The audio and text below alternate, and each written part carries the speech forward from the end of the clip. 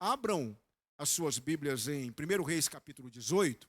Vamos entender o que está aqui, o escritor bíblico registrou, inspirado pelo Espírito Santo. E o que nós temos para aprender aqui? Quero convidar vocês agora, então, a adentrarmos esse texto. É claro que nós selecionamos algumas partes na construção da nossa argumentação e tenho certeza de que vamos crescer muito nessa noite. Irmãos, vocês se lembram que Elias havia confrontado o rei Acabe e havia dito que o Senhor mandaria uma seca sobre a terra.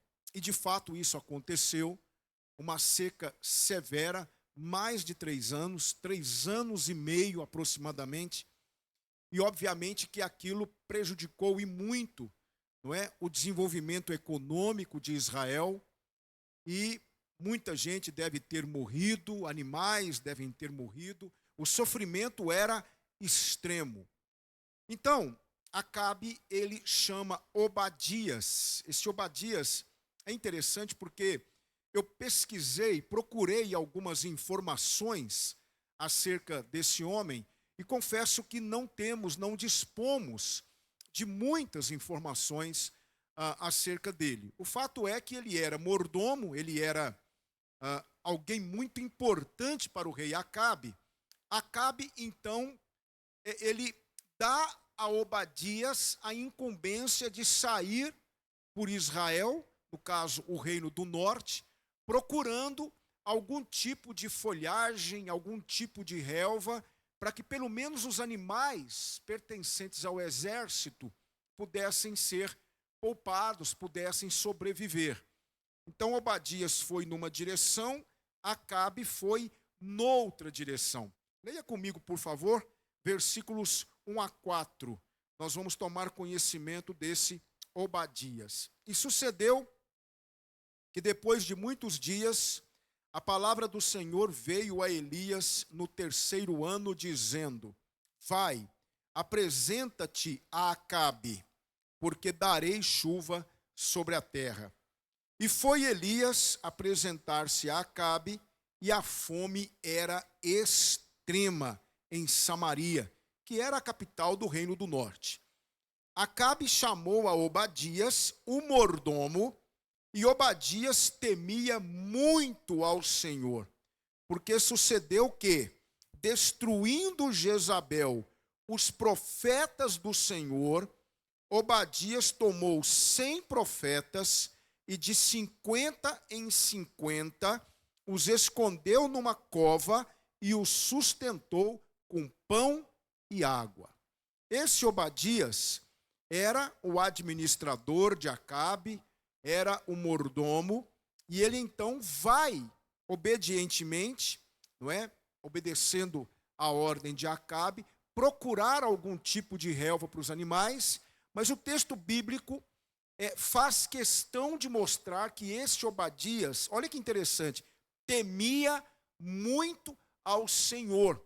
E o que ele fez foi extremamente arriscado, porque Jezabel, a esposa de Acabe, adoradora de Baal, perseguiu os profetas do Senhor, matou muitos deles.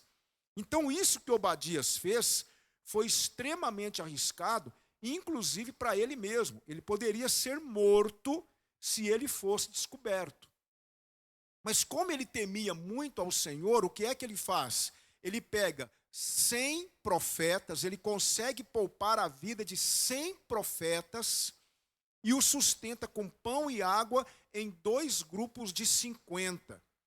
Irmãos, eu fiquei pensando muito nesse Obadias, de quem pouco se fala, mas quão grande exemplo esse Obadias deixa para nós. Eu fiz aqui uma consideração, não está aqui, mas eu gostaria que nós abríssemos um parêntese e pensássemos no seguinte, irmãos: como precisamos de Obadias hoje que estejam dispostos a defender o povo do Senhor, que estejam dispostos a defender pastores, igrejas, doutrinas, a palavra, e que não se conformem com a injustiça. Vocês vocês estão cientes de que nós, povo de Deus, temos sido atacados principalmente pela mídia. Irmãos, nós temos um grande inimigo chamado mundo que jaz do maligno.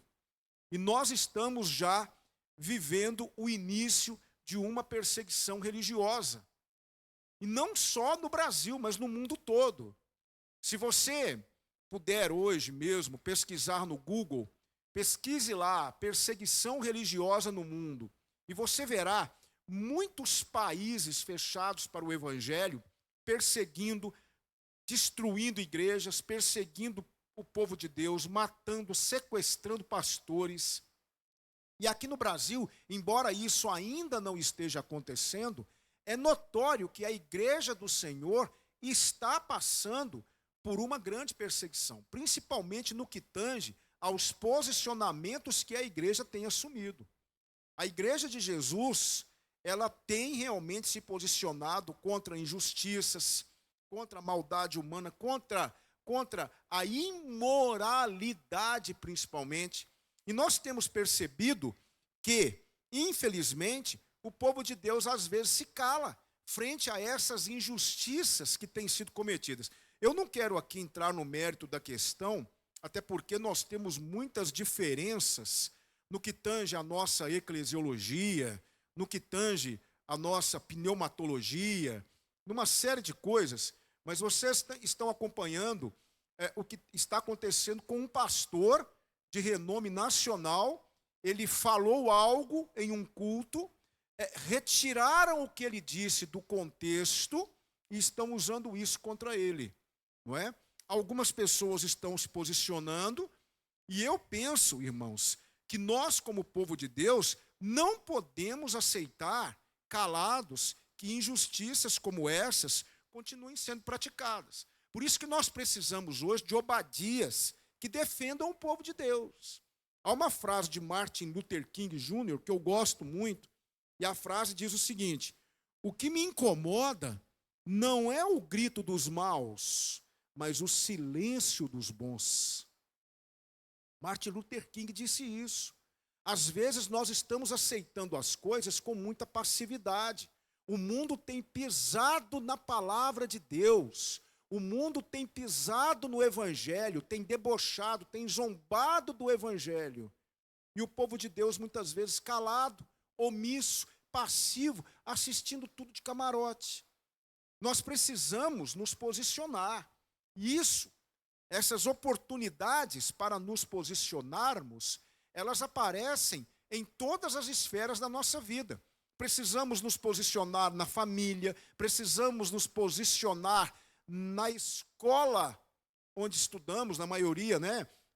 Muitos dos nossos membros estudam, fazem faculdade, estão se preparando para a faculdade. Lá também é um terreno, é um campo onde os crentes precisam se posicionar. Precisamos nos posicionar no trabalho e dizer que o que anda acontecendo não é do agrado do Senhor. Ah, pastor, mas isso vai trazer tanto problema para a gente. Vai mesmo, irmãos. Porque quanto mais nós nos posicionamos e defendemos a verdade, mais oposição do inimigo teremos. Nós precisamos assumir o nosso papel de povo de Deus. Por isso é necessário hoje haver Obadias que não tenham medo de se posicionar, que temam ao Senhor.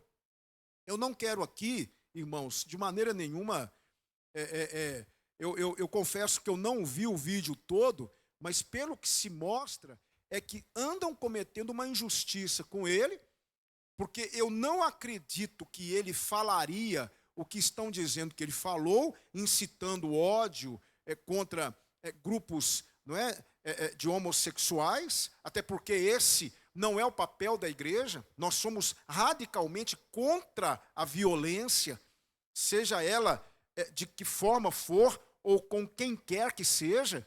Não é? Eu garanto para vocês que se um homossexual chegar em nossa igreja, ele será amado, ele será tratado com respeito. Agora, ele irá ouvir aquilo que todos que aqui chegam ouvem. Nós iremos apresentar para eles a palavra de Deus, e eles têm a opção de querer aquilo que nós temos para oferecer ou não. Agora, odiá-los ou persegui-los porque eles não compactuam com aquilo que cremos, isso é inadmissível para o povo de Deus. Eu não acredito que haja pessoas verdadeiramente nascidas de novo que têm posicionamentos como esses. E isso, infelizmente, alimenta ainda mais essa fogueira inquisitória que arde hoje contra o povo de Deus. Porque muitos estão sendo taxados de homofóbicos, de transfóbicos, por conta dessas questões levantadas pela mídia que não condiz com a verdade. Nós estamos agora transmitindo esse culto ao vivo no YouTube. Temos que ter o maior cuidado naquilo que vamos falar. Mas nos omitir, não.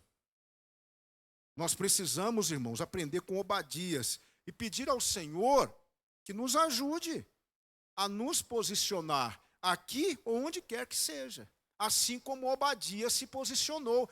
Pegou 100 profetas e cuidou daqueles profetas num tempo onde se colocar do lado de Yahvé era assinar uma sentença de morte. Jezabel perseguia, e perseguia ferozmente os profetas de Deus. Vocês vão ver aqui o que ela vai falar para Elias.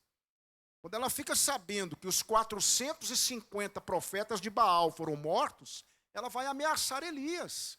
Porque Jezabel odiava ao Senhor. Jezabel odiava os profetas do Senhor, odiava o povo de Deus, assim como o mundo hoje odeia a igreja de Jesus. É por isso que eu fico triste, amargurado, com o meu coração apertado, quando eu vejo a igreja de mãozinhas dadas com o mundo. Quando eu vejo a igreja fazendo pacto com o mundo, copiando o mundo, trazendo o mundo para dentro da igreja. Eu me lembro de um pastor, meu primeiro pastor, pastor Gerson Rodrigues Lima, que já está com o Senhor. Pastor Gerson, de vez em quando, pregando para a igreja lá em Divinópolis, ele falava assim: antes eu orava para que o diabo não entrasse na igreja. Hoje eu tenho orado para que ele saia.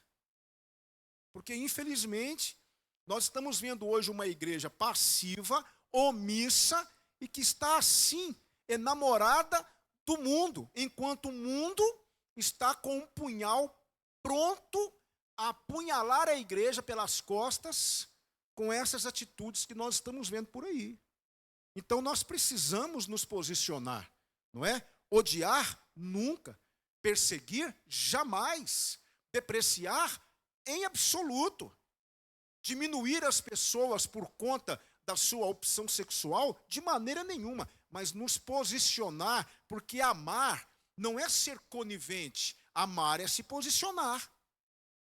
Então nós precisamos pedir ao Senhor que levante Obadias no meio do povo de Deus, que realmente seja a voz do povo de Deus dizendo que não concorda com o que está acontecendo. Não é? Então Obadias foi esse homem colocado por Deus ali no palácio de Jezabel, no palácio de Acabe. Eu gosto muito de uma consideração do apóstolo Paulo, lá no finalzinho da carta dele aos Filipenses, quando ele está terminando a carta, ele está preso em Roma, e ele está escrevendo para os filipenses para agradecer os filipenses a oferta que ele havia recebido da igreja. Porque ele estava numa prisão domiciliar e o aluguel quem pagava era o prisioneiro. Vê se tem cabimento. Ele não tinha dinheiro para pagar o aluguel, porque ele estava preso. Como é que ele ia pagar o aluguel preso? Não tinha como trabalhar. A igreja, então, lá em Filipos, levantou uma oferta e pediu um irmão chamado Epafrodito para levar essa oferta para Paulo em Roma. Ele, então, escreve uma carta para os filipenses agradecendo a oferta. E no finalzinho, ele começa a mandar algumas saudações para os filipenses. E há um versículo lá que ele fala assim: os da casa de César vos saúdam. Quem eram os da casa de César? Eram soldados da guarda pretoriana que haviam se convertido com as pregações de Paulo e estavam mandando saudações para os irmãos lá em Filipos. Ou seja, havia crentes, havia santos dentro do palácio do imperador Nero. Assim como há crentes hoje em todas as repartições, em todos os lugares, esses crentes precisam se posicionar. precisam temer ao Senhor, serem testemunhas vivas do poder de Deus, onde quer que eles se encontrem. Porque o mundo precisa ver que há povo de Deus nesse planeta, há povo de Deus nessa terra. Irmãos, que Deus nos ajude a ser Obadias no meio dessa geração. Pois bem, Obadias, então, ele foi numa direção, como o rei havia dito, e quando ele vai, obedecendo essa ordem do rei Acabe, ele se encontra com Elias. Veja só, a partir do versículo 7, o que vai acontecer. Estando, pois, Obadias já em caminho, eis que Elias o encontrou. E Obadias, reconhecendo-o, prostrou-se sobre o seu rosto e disse: És tu o meu senhor Elias? E disse-lhe ele: Eu sou. Vai e dize a teu senhor: eis que Elias está aqui. Porém ele disse: Em que pequei, para que entregues a teu servo na mão de Acabe, para que me mate? Vive o Senhor teu Deus, que não houve nação nem reino, aonde o meu senhor não mandasse em busca de ti. E dizendo eles: Aqui não está, então fazia jurar os reinos e nações que não te haviam achado. Agora dizes tu: Vai, dize a teu senhor: eis que Elias está aqui. E poderia ser que, apartando-me eu de ti, o Espírito do Senhor te tomasse, não sei para onde, e vindo eu a dar as novas a Acabe, e não te achando ele, me mataria. Porém eu, teu servo, temo ao Senhor desde a minha mocidade. Porventura não disseram a meu senhor o que fiz, quando Jezabel matava os profetas do Senhor? Como escondi a 100 homens dos profetas do Senhor, de 50 em 50 numa cova, e os sustentei com pão e água? E agora dizes tu: Vai, diz a teu servo: eis que Elias está aqui, ele me matará. Elias então garantiu a Obadias: Não, Obadias, fique tranquilo, eu preciso me apresentar diante de Acabe.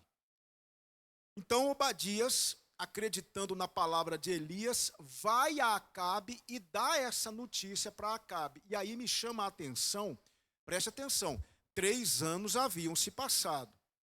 Acabe era um adorador de Baal, juntamente com sua esposa Jezabel. Acabe e Jezabel acreditavam que Baal era o responsável pelas tempestades, pelas chuvas, e o Senhor mostrou para Acabe que não. Quem mandava na natureza era o Senhor Deus de Israel. 3 anos haviam se passado, tempo suficiente para que Acabe pudesse refletir sobre a sua condição espiritual, se arrependesse e buscasse o perdão do Senhor. Mas pelo contrário, quando Acabe se encontra com Elias, veja o que ele vai dizer no versículo 17. E sucedeu que, vendo Acabe a Elias, disse-lhe: És tu o perturbador de Israel? Preste atenção, irmãos. Quem era o adorador de Baal? Acabe. Quem era o responsável por toda aquela calamidade? Acabe. Mas quando ele se encontra com Elias, não há arrependimento. Não há um homem prostrado perante o profeta pedindo perdão, reconhecendo seu pecado. Não. O que se vê é um homem obstinado, de dura cerviz, jogando a culpa no profeta do Senhor. E aí eu fiquei pensando em mais uma consideração. O mundo está cheio de Acabes, com a boca cheia de acusações e o coração vazio de humildade. Você conhece alguém assim? Alguém que não reconhece erros, alguém que vive julgando a culpa nos outros. O culpado é o governo, o culpado é o prefeito, o culpado é fulano, o culpado é meu vizinho, o culpado é meu patrão, o culpado é meu colega, o culpado é minha esposa, a culpada é minha esposa, o culpado é meu marido. Não, os culpados são meus pais, eu sou assim porque os meus pais, porque fulano, porque a situação, porque eu estou desempregado. Irmãos amados, como é fácil colocar a culpa nos outros. E como é difícil olhar para si mesmo e reconhecer que às vezes o problema não está no outro, está em mim mesmo. Aqui tem um homem que se parece muito com muitos hoje em dia. Há muitos Acabes hoje. E eu vou dizer uma coisa para vocês, com tristeza no meu coração.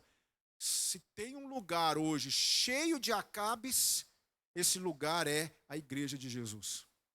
O que tem de Acabes na igreja hoje não é brincadeira. Pessoas que não aceitam serem exortadas, pessoas que se rebelam contra o pastor ou contra um líder porque receberam uma admoestação, porque receberam uma exortação, porque foram. Eu me lembro de uma situação que eu vivenciei uma vez, onde eu fui exortar uma pessoa. Meus amados irmãos, que dificuldade foi aquilo. Eu fui exortar aquela pessoa, a pessoa não aceitou a exortação, se rebelou contra mim, começou a falar algumas coisas comigo, ficou irada naquele momento, começou a arranjar algumas justificativas, não aceitou o seu erro e assim ficou por muito tempo. Isso é extremamente difícil. Então nós achamos que Acabe só está lá fora? Não, às vezes Acabe está dentro da igreja. E eu vou apertar o parafuso mais um pouquinho. Às vezes Acabe sou eu. Sabe quando o orgulho começa a falar mais alto e você toma aquele puxão de orelhas e você tenta de alguma forma engendrar uma justificativa para que você saia por cima e não por baixo?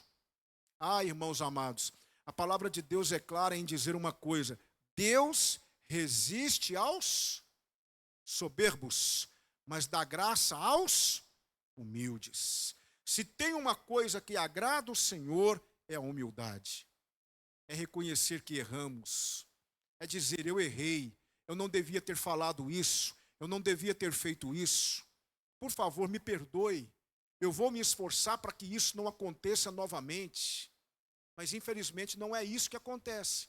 Muitas vezes nós ficamos incomodados com algum tipo de exortação. Como é bom, como é bom, como é revigorante, como faz bem para a igreja um crente que aceita ser exortado, que aceita ser levado à reflexão e que muitas vezes reconhece que errou, pede perdão e você vê aquele crente se esforçando para não fazer mais aquilo. Isso é tão bom para a liderança, tão bom para a igreja. A igreja precisa de crentes assim, maduros, que estejam dispostos a serem moldados, crentes ensináveis, que aceitam serem disciplinados no sentido de realmente entenderem que merecem aquela disciplina ou aquela correção porque erraram. Ah, querido, querida, não permita que Satanás transforme você num Acabe. Não permita que Satanás leve você a olhar sempre para o outro e colocá-lo como culpado, sendo que o culpado é você. Se você tem alguma coisa errada na sua vida, pare de jogar a culpa nos outros. Essa semana estava eu indo buscar minha filha na escola, procurando uma vaga ali na escola onde minha filha estuda. 11h30 até 12h20 é uma loucura, não é? O trânsito ali é intenso, muitos carros que param para pegar os filhos, e às vezes alguns param em fila dupla, para que os filhos entrem rapidamente. E tinha um senhor bravo lá. Havia um senhor bravo ontem. Eu fui chegando, encontrando um lugar para parar o carro, havia uma vaga, uns 50 metros assim, só que a fila era enorme, de carros parados nas filas duplas, né? Na fila dupla. E havia um senhor muito bravo lá, e aquele senhor dizendo assim, veja que vergonha, que quantidade de carro parado em fila dupla, depois corrupto é o governo, né? Depois ficam colocando a culpa no governo, na prefeitura, mas olha só, como que isso está enraizado no ser humano, né? E ele bravo mesmo. Eu tratei de procurar minha vaguinha, parar meu carro, para não dar motivo para ele olhar para mim e falar para mim também, né? Mas, irmãos, nós precisamos verdadeiramente aceitar que nós erramos. Aceitar e ouvir as pessoas dizerem, ei, você cometeu um erro, você está errado, você precisa corrigir essa postura. Porque se nós permitirmos, Satanás nos transforma em Acabes. E aí, não só não aceitamos a correção, como começamos a arranjar desculpas para o nosso erro e colocar a culpa nos outros. E aí o culpado é o outro. O culpado é o outro. Acabe. És tu, perturbador de Israel. Gente, quem era o perturbador de Israel? Era Acabe. Mas na visão dele, o perturbador de Israel era Elias. E aí quem fala o que não deve, ouve o que não quer. Elias vai responder para Acabe, versículo 18. Então disse ele: eu não tenho perturbado Israel, mas tu e a casa de teu pai, porque deixastes os mandamentos do Senhor e seguistes a Baalins. Agora, pois, manda reunir-se a mim todo Israel no Monte Carmelo, como também os 450 profetas de Baal e os 400 profetas de Azera. Quem era Azera? Na mitologia fenícia, Azera era a esposa de Acabe. Azera era a esposa de Baal, não é? Adorada pela esposa de Acabe, que era Jezabel. Obrigado, irmão. Então, olha só, não era apenas Baal que era adorado em Israel, mas também Azera, sua esposa. E havia 400 profetas dessa deusa também, disseminando o culto a Azera em Israel, não é? Então Acabe, versículo 20, convocou todos os filhos de Israel, reuniu os profetas no Monte Carmelo. Então Elias se chegou a todo o povo e disse, olha só o que Elias vai dizer para o povo: até quando cocheareis entre dois pensamentos? Se o Senhor é Deus, segui-o. Se Baal, segui-o. Porém o povo nada lhe respondeu. Duas coisas aqui. Primeiro, só os profetas de Baal aceitaram o desafio. Segundo, havia no meio do povo de Israel uma dubiedade, ou seja, alguns queriam seguir o Senhor, outros queriam seguir Baal, outros queriam seguir os dois, mas na verdade não havia uma definição em Israel. Então Elias fala duro com eles. Vocês vão andar aí, vocês vão continuar com essa indecisão até quando? Até quando vocês vão cochear em servir a dois senhores? Vocês têm que decidir. Se é Baal o Senhor, sirvam a Baal. Mas se é o Senhor Deus, sirvam ao Senhor Deus. O coração do povo estava dividido. E ali agora estava Elias contra 450 profetas de Baal. E aí vocês vão observar, não é, o desafio que Elias vai lançar. Elias agora, irmãos, nós vamos falar sobre isso daqui a pouquinho nas aplicações, é uma coisa impressionante. Elias então vai lançar o desafio. Veja só a partir do versículo 22. Então disse Elias ao povo: só eu fiquei por profeta do Senhor, e os profetas de Baal são 450. É claro que haviam 100 sendo sustentados por Obadias, mas profeta público que se manifestou de forma pública, que encarou o desafio, só Elias. Deem-se-nos, pois, 2 bezerros, e eles escolham para si um dos bezerros e o dividam em pedaços. O ponham sobre a lenha, porém, não lhe coloquem fogo. E eu prepararei o outro bezerro e o porei sobre a lenha, e não lhe colocarei fogo. Então invocai o nome do vosso Deus, e eu invocarei o nome do Senhor. E há de ser que o Deus que responder por meio de fogo, esse será Deus. E todo o povo respondeu dizendo: é boa essa palavra.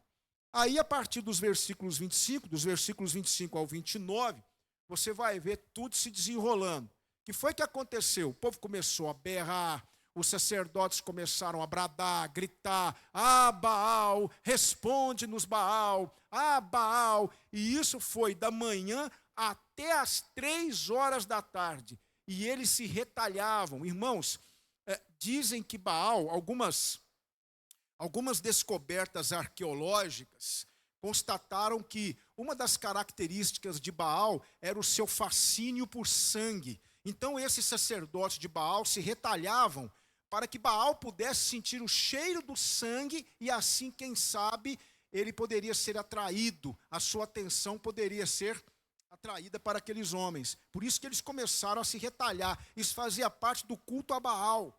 Isso era proposital, porque Baal tinha sede de sangue, entende? Então, observe só que tipo de Deus o povo de Israel estava adorando. E Elias não perdeu a oportunidade, começou a zombar deles: gritem mais alto, talvez ele viajou, talvez ele está dormindo, pode ser que ele esteja envolvido com alguma questão, ele é um Deus. Elias começou a zombar daqueles profetas.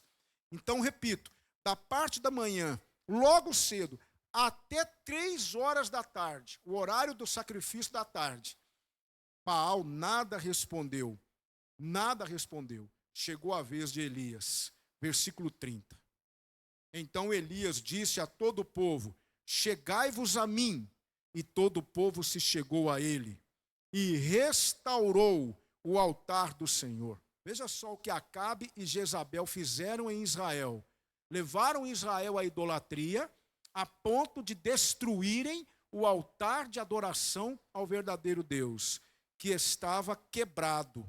Elias tomou 12 pedras, mostrando a unidade espiritual do povo de Deus, conforme o número das tribos dos filhos de Jacó, ao qual veio a palavra do Senhor, dizendo: Israel será o teu nome. E com aquelas pedras edificou o altar em nome do Senhor. Depois fez um rego em redor do altar, segundo a largura de 2 medidas de semente. Então armou a lenha, dividiu o bezerro em pedaços e o pôs sobre a lenha. Disse: enchei de água 4 cântaros, derramai-o sobre o holocausto e sobre a lenha. E disse: fazei-o segunda vez. E o fizeram segunda vez. Disse ainda: fazei-o terceira vez. E o fizeram terceira vez. De maneira que a água corria ao redor do altar, e até o rego ele encheu de água. Sucedeu que no momento de ser oferecido o sacrifício da tarde, o profeta Elias se aproximou e disse: ó Senhor Deus de Abraão, de Isaque e de Israel, manifeste-se hoje que tu és Deus em Israel e que eu sou teu servo, e que conforme a tua palavra fiz todas essas coisas. Responde-me, Senhor, responde-me, para que este povo conheça que tu és o Senhor Deus e que tu fizeste voltar o seu coração. Então caiu fogo do Senhor, consumiu o holocausto, a lenha e as pedras e o pó, e ainda lambeu a água que estava no rego. O que vendo todo o povo, caíram sobre os seus rostos e disseram: só o Senhor é Deus, só o Senhor é Deus. Não houve gritaria por parte de Elias, não houve esbravejar por parte de Elias. Elias não precisou se retalhar, Elias não precisou se flagelar, ele apenas orou. E o Senhor ouviu a oração daquele homem, honrou a fé daquele homem e provou para Israel quem era o verdadeiro Deus. Mas não parou por aí. Cumprindo a lei de Moisés, Elias mandou que o povo agarrasse aqueles 450 profetas de Baal. Eles foram levados ao ribeiro de Quizon e foram mortos ali. A palavra de Deus nos diz lá em Deuteronômio 17, 2-5. Veja só. Quando no meio de ti, em alguma das tuas portas, que te dá o Senhor teu Deus, se achar algum homem ou mulher que fizer mal aos olhos do Senhor teu Deus, transgredindo a sua aliança, que se for e servir a outros deuses, e se encurvar a eles, ou ao sol, ou à lua, ou a todo o exército do céu, o que eu não ordenei, e te for denunciado, e o ouvires, então bem o inquirirás, e eis que, sendo verdade, e certo que se fez tal abominação em Israel, então tirarás o homem ou a mulher que fez este malefício às tuas portas, e apedrejarás o tal homem ou mulher até que morra. Irmãos amados, se fosse hoje em dia, a quantidade de falso profeta que morreria não é brincadeira, né? Porque naquela época a lei era severa. Depois disso, Elias então avisa a Acabe que ele deveria correr, porque a chuva iria apanhá-lo. Ele então diz ao seu moço para que olhe na direção do mar, e não havia absolutamente nada lá. Grave isso. Elias ora ao Senhor, imediatamente Deus lança fogo do céu e consome o holocausto. Aí Elias ora para que o Senhor mande chuva, fala com o seu moço para olhar na direção do mar, o moço olha, não há nada, ele então manda o moço ir lá 7 vezes, aí o moço diz, eu vejo uma pequena nuvem, do tamanho da mão de um homem. Tem até uma música, não tem? Eu vejo uma pequena nuvem, do tamanho da mão de um homem, mas este é o sinal que a tua chuva vai descer. Bacana essa música, né? Pois é desse texto aqui, não é? E realmente, o que foi que aconteceu? Acabe correu e caiu muita chuva, porque o Senhor disse que faria assim. Baal não foi capaz de trazer aquela chuva, mas o Senhor foi, provando quem era o verdadeiro Deus. Que texto maravilhoso, né, irmãos? Quantas vezes você já leu esse texto? Espero que muitas vezes. Mas eu queria aprender algumas coisas com vocês aqui. Eu vejo aqui pelo menos 3 ou 4 aplicações para a nossa vida. Caminhando aí para a conclusão da nossa exposição, eu queria que nós pensássemos sobre 3 ou 4 coisas que estão relacionadas ao nosso dia a dia. A primeira delas é que há aqueles que temem os homens e há aqueles que temem o Senhor. Com qual destes nos identificamos? Obadias temia o Senhor. Como é que nós sabemos quem teme os homens e quem teme a Deus? É só você olhar o estilo de vida que essa pessoa tem. É só você olhar as decisões que ela toma.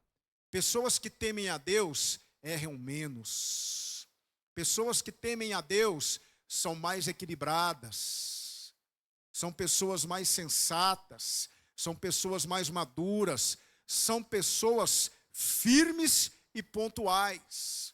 Mas pessoas que temem os homens, o procedimento é totalmente diferente. Me lembro de Pedro, diante do Sinédrio. O Sinédrio, então, ordenando para que Pedro parasse de pregar no nome de Jesus.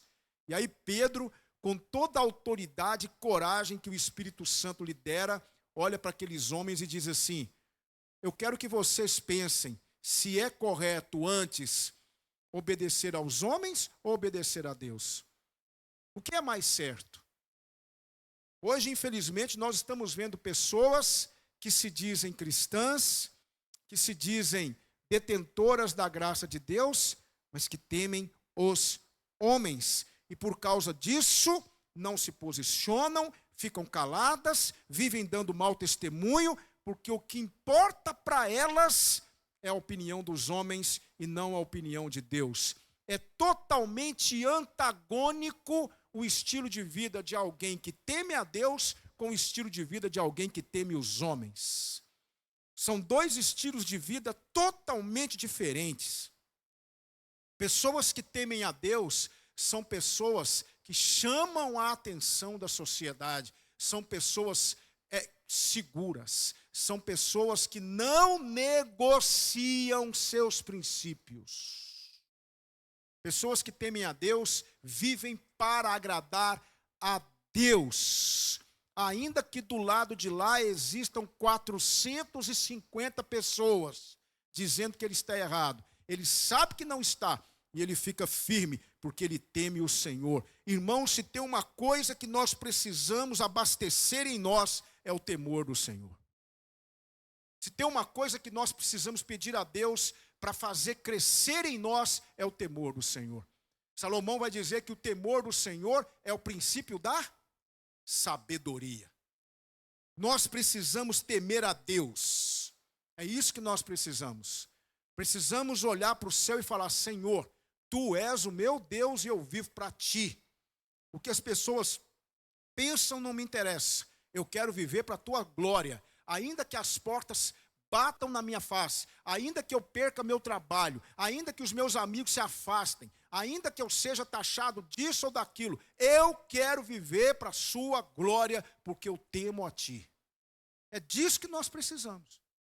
Pessoas que temam ao Senhor. Então eu pergunto, há aqueles que temem os homens e há aqueles que temem ao Senhor. Com qual desses nos identificamos? Quem é você?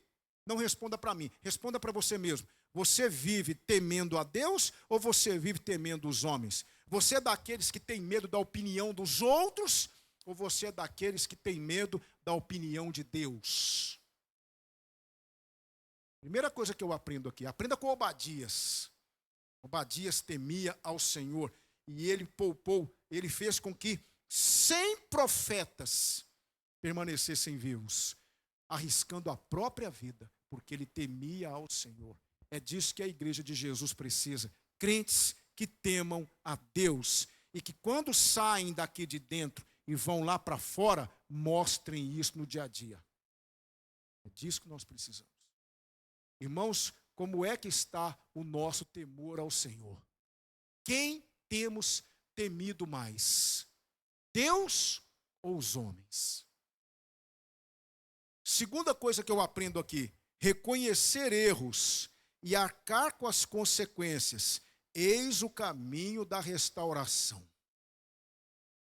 Se você quer ter comunhão com Deus, agradar a Deus, viver com Deus, contar com o favor de Deus, ter o Senhor olhando para você e auxiliando você, desenvolva a capacidade de reconhecer seus erros e principalmente de arcar com as consequências dos seus erros. Pare de ficar jogando a culpa no outro ou de ficar de alguma forma tentando arrumar uma justificativa para aquilo que você fez. Nada disso. Caia no chão, prostre-se no chão, rosto no chão, pedindo perdão do Senhor e pedindo o Senhor para te levantar. Nós precisamos, irmãos, desenvolver isso. Precisamos que o Senhor nos torne pessoas mais humildes. Sabe por quê, irmãos? Porque todos nós somos passíveis de errarmos. Todos nós erramos. Ninguém é perfeito, ninguém é inerrante. Só o Senhor é inerrante. Só a palavra de Deus é inerrante. Eu erro, você erra. E se nós ficarmos aí guardando esse erro conosco, tentando de alguma maneira justificá-lo ou arranjar uma forma de mostrar que, na verdade, eu não estou errado, você que não entendeu direito, eu já vi isso. Não, você que não entendeu o que eu disse. Não, você que não entendeu as minhas intenções. Não, eu entendi. É você que não entende, que precisa se despir dessa soberba e vestir as roupas da humildade. Reconheça que você errou, meu Deus. Peça perdão. Fale, eu errei. É tão fácil, repita comigo. Eu errei. Por que é tão difícil para algumas pessoas? Infelizmente, parece que isso é como escalar o pico Everest. É difícil você arrancar um eu errei de algumas pessoas. É sempre uma justificativa, é sempre pense bem, é sempre deixa eu tentar te explicar. Não, você errou e ponto final. Fale isso, eu errei. Então, é tão complicado isso. É tão complicado. Sabe, quando você faz isso, você tira um peso de 1 tonelada das suas costas.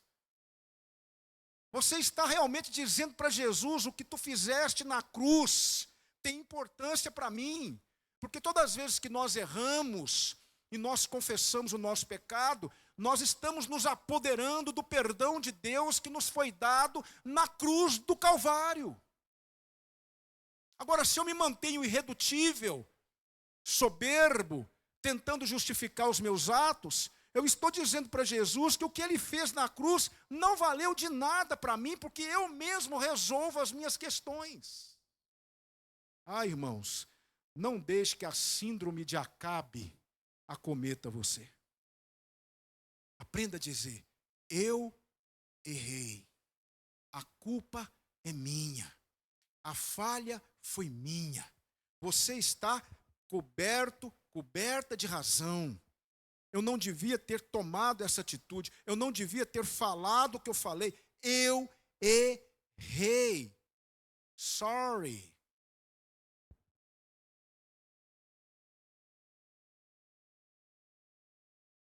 Estou aprendendo com a minha filha. I'm sorry. Assim não é minha filha que fala? Fale isso. Tão simples, é tão revigorante, é tão libertador você dizer: eu errei. Imagine se Acabe chega diante de Elias, 3 anos depois, Acabe chega diante de Elias, e ele faz igual Obadias, e ele se prostra e fala: meu Senhor, eu errei. Eu reconheço que Baal não é Deus. Eu peço perdão, ore ao Senhor por mim, para que Ele me perdoe por todos os meus desatinos, por todas as minhas falhas.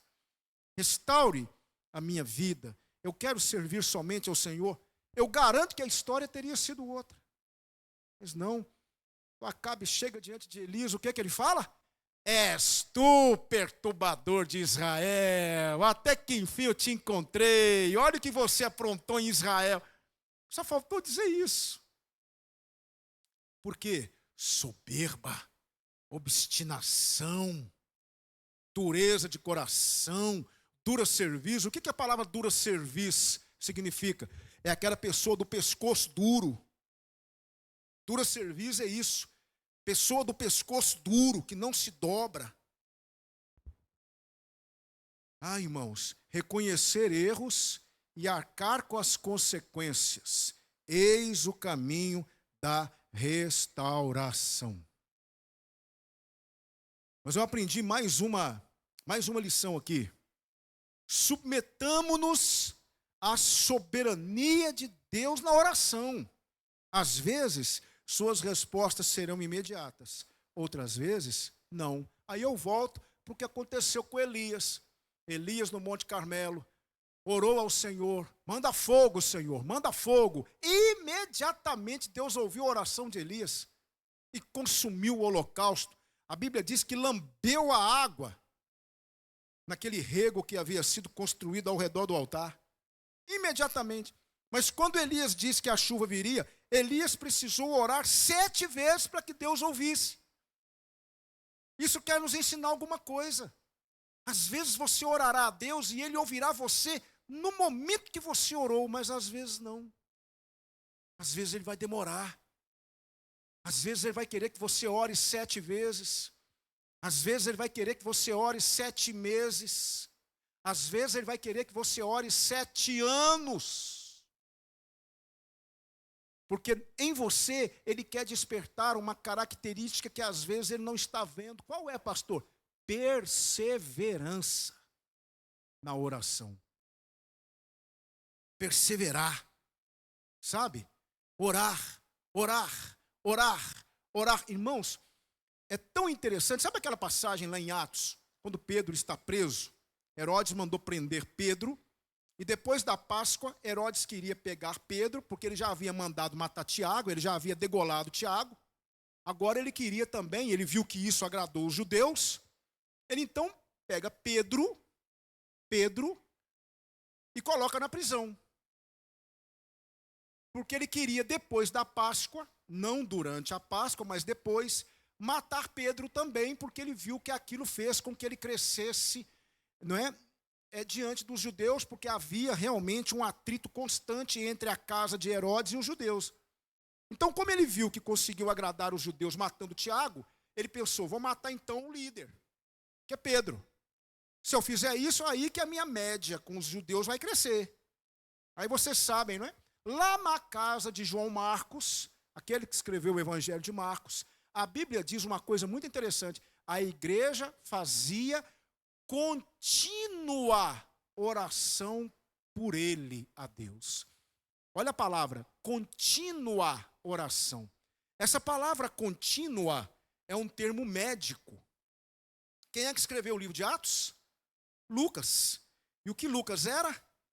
Médico. Então, quando ele escreve que a igreja fazia contínua oração por ele, Pedro, a Deus, a palavra ali é um termo médico que significa esticar um músculo até o limite. Estirar o músculo até o limite. Então, o que é que o texto está querendo dizer? A igreja orava sem cessar. A igreja orou até algo acontecer. A igreja não parava de orar. A igreja foi o limite da intercessão. Entendeu? De repente bate. Vocês conhecem a história. Bate na porta. Uma menina vai atender. Quem é que estava na porta? Pedro. Por quê? Porque a igreja orou até o ponto do músculo se esticar. Contínua oração a Deus. Irmãos amados, imaginem se nós orássemos assim. Até algo acontecer. Não parássemos de orar. Se nós vivêssemos esticando os músculos da nossa oração, até o limite. Não parássemos de orar enquanto algo não acontecesse. Foi o que Elias fez. Orou a primeira vez, nada. Segunda, terceira, quarta, quinta, sexta, sétima vez. Apareceu uma nuvem do tamanho da mão de um homem. Eu pergunto para vocês, é assim que nós temos orado? Esticando os músculos ao limite, até que algo aconteça. A gente não solta o Senhor. Me lembro de Jacó, brigando com o anjo, aquele homem. Aí o homem, o sol está nascendo, deixa eu ir embora. Enquanto tu não me abençoares, eu não te deixarei. Qual é o teu nome? Jacó. Não te chamarás mais Jacó, mas Israel. Porque lutaste com Deus e prevaleceste.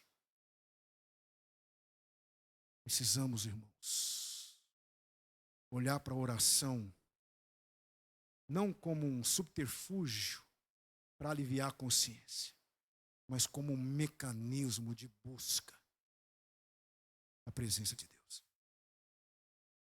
Então, submetamos-nos à soberania de Deus na oração. Às vezes, suas respostas serão imediatas. Outras vezes, não. E aqui eu aprendo a última lição caminhando para o final. Precisamos ser mais ousados na nossa fé. Sim ou não? Elias pediu fogo do céu. Preste atenção nisso, é muito sério. Elias pediu fogo do céu. Josué mandou o sol parar. Pedro andou sobre as águas. Por que essas coisas não acontecem mais? Ah, pastor, precisamos entender o contexto. Os tempos mudaram. Não, irmão. O que mudou fomos nós. Porque a palavra de Deus, a minha Bíblia diz, na sua também diz, Jesus Cristo é o mesmo ontem, hoje e será eternamente. Então quem mudou para que fogo não caia mais do céu? Vocês estão entendendo o que eu estou dizendo, né, gente? Que daqui a pouco o engraçadinho vai lá fora e ora desse jeito, né? Eu não estou dizendo isso no sentido literal. Eu estou mostrando que nós temos tido poucas experiências com Deus, porque a nossa fé é uma fé que, no máximo, nos leva para a igreja. No máximo, me faz participar de uma programação da igreja. Tem uma frase de Hudson Taylor. Ele disse assim: todos os gigantes de Deus foram homens fracos que fizeram grandes coisas por confiar que Deus estava com eles. Eu tenho aqui algumas ilustrações que eu gostaria de contar para vocês, para tentar ilustrar o que eu estou acabando de dizer. Irmãos, sejam sinceros comigo. Vocês não estão achando nossa fé muito natural, não? Agora, preste atenção. Havia um crente em Jesus Cristo que tinha uma grande plantação de cana. Horrorizado, ele viu o fogo devorador que, partindo do lado dos vizinhos, ameaçava o seu canavial. Aconteceu um incêndio, e aquele incêndio estava vindo em direção ao seu canavial. Essa história é verídica. O primeiro ato daquele servo de Deus não foi arrancar os cabelos, não foi gritar desesperado. O que foi que aquele servo de Deus fez? Ajoelhou-se, permaneceu ali, horas em oração. Lembra do esticar o músculo? Horas em oração. O fogo continuava o seu caminho, destruindo tudo à sua frente, indiferente. Quando atingiu o limite das plantações e já ia começar a incendiar o canavial daquele crente, milagrosamente o vento mudou de direção, soprando para o lado de onde o fogo viera, e nada mais tendo para queimar, extinguiu-se sozinho o fogo. Ele orou e Deus fez o vento mudar de direção. Eu vi agora há pouco tempo um vídeo de um caminhoneiro. Quem viu esse vídeo? De um caminhoneiro, lembra? O caminhão dele pegando fogo, e ele começou a chorar e orar para que Deus mandasse chuva, e veio chuva e apagou o fogo. E ele gritava: eu pedi ao meu Deus que mandasse chuva, e a chuva veio. Ai, irmãos, por que é que nós temos medo de ousarmos na nossa fé? Deixa eu contar outra história para você. Tem outra aqui. Uma mulher tinha muita fé, era uma crente em Jesus. Simples como era, apegava-se às promessas bíblicas e confiava em Deus. Seu filhinho estava muito doente, com muita febre, e o médico recomendou gelo para debelar o mal. Mas onde conseguir gelo naquela região desértica? Não havia como conseguir gelo. E o médico disse: você precisa colocar compressas de gelo nesse menino. E ela dizia: mas como? Na sua simplicidade, irmãos, o reino dos céus pertence aos humildes. Ela confidenciou ao médico, ela disse para o médico: doutor, eu não sei como, mas eu vou conseguir o gelo. Eu vou orar ao Senhor que Ele me mande o gelo que eu preciso. Procurou o pastor, e este também ficou admirado da simplicidade daquela mulher crente. Mas ela insistia: não está escrito na Bíblia, pastor, o que pedirdes em meu nome? O pastor então começou a orar junto com aquela mulher, e naquele dia formou-se uma tremenda tempestade, granizo caiu do céu, e aquela mulher teve o gelo que ela precisava. E aí tem um versículo, né? Jesus, porém, respondendo, disse-lhes: em verdade vos digo que se tiverdes fé e não duvidardes, se a este monte disserdes, ergue-te e precipita-te no mar, assim será feito. Ou eu creio na palavra de Deus, ou eu não creio. Última história. Uma menininha estava presente a uma reunião de crentes que traçavam planos para irem à igreja naquela noite, orar pedindo que Deus mandasse chuva, pois havia grande necessidade por conta de uma prolongada seca que assolava aquela região. Foi então que alguém notou a menininha levando um guarda-chuva no braço. E aí, um daqueles irmãos perguntou para a menininha: como a seca destas, minha filha? Por que é que você está levando um guarda-chuva? A menininha olhou para aquele irmão e disse: meu irmão, nós não estamos indo para a igreja pedir a Deus que mande chuva? Ou o irmão não acha que Deus pode nos atender e que choverá realmente? Irmãos, a fé é o firme fundamento das coisas que se esperam e a prova das coisas que se não veem. Onde é que está a fé sobrenatural do povo de Deus? Por que é que hoje a gente não pode dizer, manda fogo, Senhor? Por que é que hoje a gente não pode ver coisas sobrenaturais acontecendo? Porque os tempos mudaram? Não! Quem mudou fomos nós. Nós é que mudamos.